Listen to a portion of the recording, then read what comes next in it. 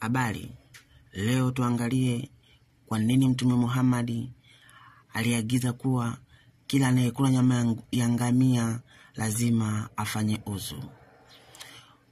Inasemekana kuwa ngamia ana asili ya shetani, kwa hivyo yoyote anayekula nyama yake atakuwa na nguvu za kishetani kama matokeo. Kwa hivyo imefaradhishwa kufanya uzu ili kuondoa nishati hiyo. Kwa hiyo ndugu zangu, sababu ya kwanza Mtume Muhammad kusema kwamba unapokula nyama ya ngamia lazima ufanye uzu, kwa sababu ngamia ana asili ya kishetani. Imepokewa kutoka kwa Al-Bara bin Azib, lazala ziwe juu yake, amesema Mtume Mwenyezi Mungu SAW aliulizwa kuhusu kuswali kwenye zizi la ngamia, akasema, msiswali katika zizi la ngamia, kwani wao ni miongoni mwa mashetani. Imepokewa na Abu Daud. Kwa mujibu wa hadithi iliyosimuliwa na Ibn Majah, kwani wameumbwa kutokana na mashetani.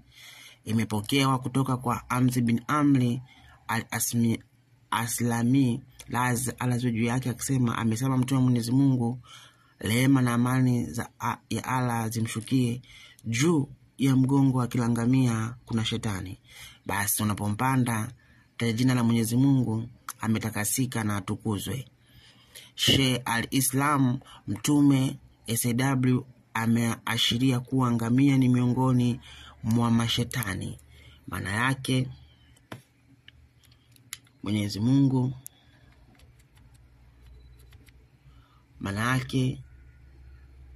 Mwenyezi Mungu anajua zaidi kwamba wao ni katika aina ya mashetani, kwa sababu kila kiumbe mkaidi muasi ni shetani, hata awe ni mnyama gani, nyama ambayo inaweza kumfanya kuwa na adui na mwitu, ikasababishia kupata baadhi ya sifa kama zile za mashetani.